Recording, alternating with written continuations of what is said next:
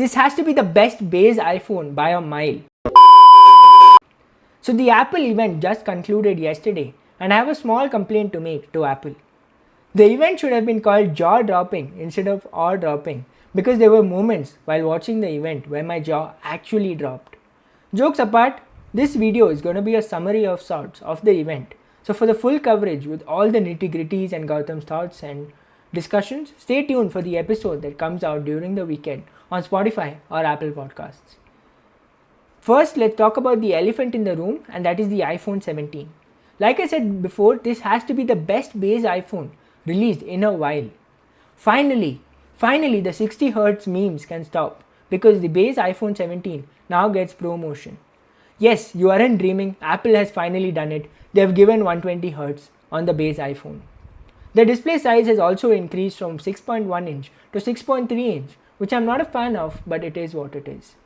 The iPhone 17 gets the A19 chip and a new 18 megapixel center stage front camera. Another huge thing is that the base storage has been increased to 256 GB for all the starting variant is now 256 GB.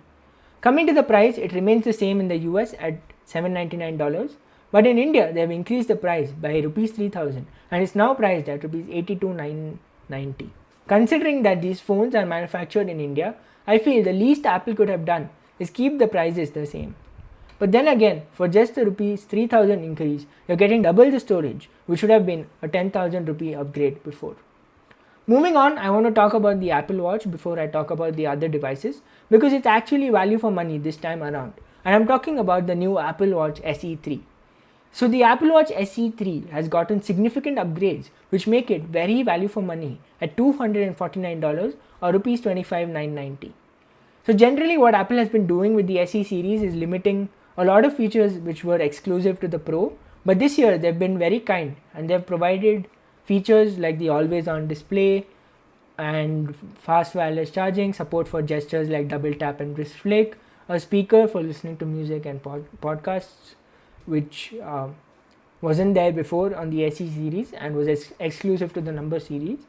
And this is a really good move, and it makes the SE series actually value for money this time around and at its price point. And the only complaint which remains to be seen is if Apple has given a full size keyboard or they have limited it to the gesture keyboard, which was my only gripe when I made the review of the Apple Watch SE. If you haven't checked it out, I'll link it here.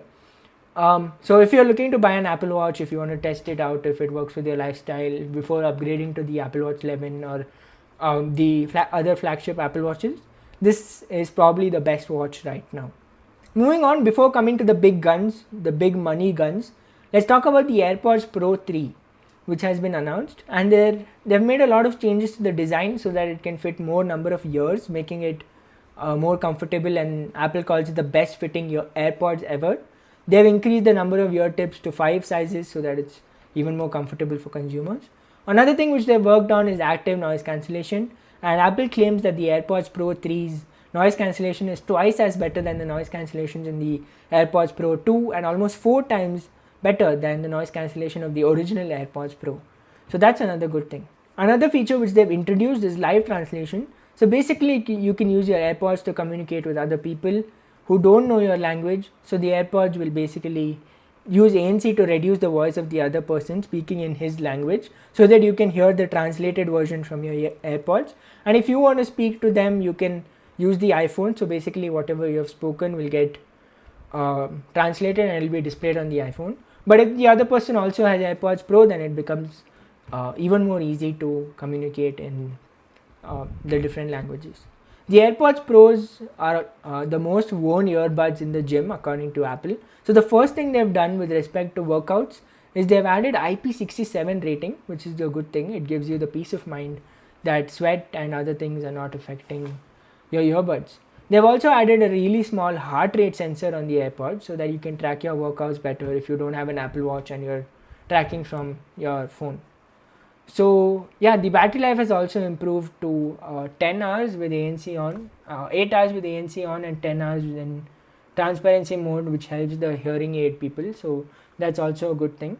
Yeah, overall, yeah, these were the main changes. The AirPods Pro 3 now is is an even better package, while the price remains the same at $249 or 25,990 rupees. Moving on, I'm not going to cover the Apple Watch Series 11 because there are not as much significant changes, and yeah, we'll talk about it in the episode, so stay tuned for that. Coming to the big guns, and that is the iPhone Air and the iPhone 17 Pro series. So let's talk about the iPhone 17 Pro series first. Apple has moved back to the aluminum unibody design from titanium, which they had done last year, and the reason for doing that is because you now get a vapor chamber in the iPhone 17 Pro series, and it was kind of hinted from the event poster that the iPhone Pro series might get a vapor chamber, and yeah, that was true. Now that the base iPhone 17 gets 120 Hz and it gets all the features, the entire point of the iPhone 17 Pro now is that it's the best phone you can ever get. You get the best of everything. Performance wise, you get the A19 Pro chip with a 6-core CPU and a 6-core GPU and an advanced neural accelerators. And now the vapor chamber ensures that the phone doesn't get too hot as well. So gaming is not going to be an issue. The cameras are all 48 megapixel sensors. So that's also the best of the best. Coming back to the design, the back now has a camera plateau, as they call it, which houses the camera and I think all the internal components as well, like the processor and the cameras, the front camera and all of those, which gives space for them to put as big of a battery as possible. eSIM variants get a 5000 mAh battery because of the extra space they could get because they removed the physical SIM slot. So yeah, we'll have to see how good the battery life is. We'll have to wait for the battery tests. There are new colors. You have a cosmic orange, you have a silver, and you have a deep blue. Only 3 colors this time around. A lot of people are missing the black, especially MKBHD with his matte black edition, which he likes. But I think the cosmic orange is going to be a really good seller for them in terms of the Pro lineup. The prices remain the same at $1099 for the Pro and $1199 for the Pro Max. The Indian pricing,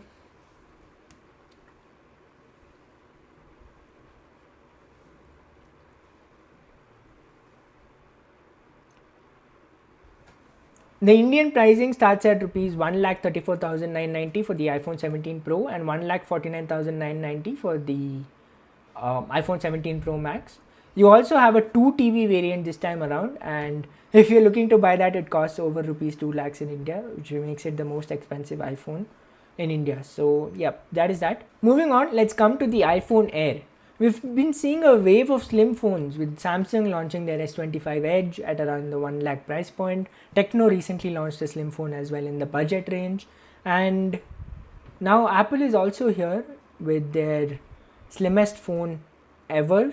And to achieve this, they had to redesign the entire phone, and like I mentioned with the 17 Pro series, they fit all the internal components in the camera plateau. So in the iPhone Air, you get a single 48 megapixel camera in the plateau, and all the other components are also housed there, like the chipset, like I mentioned.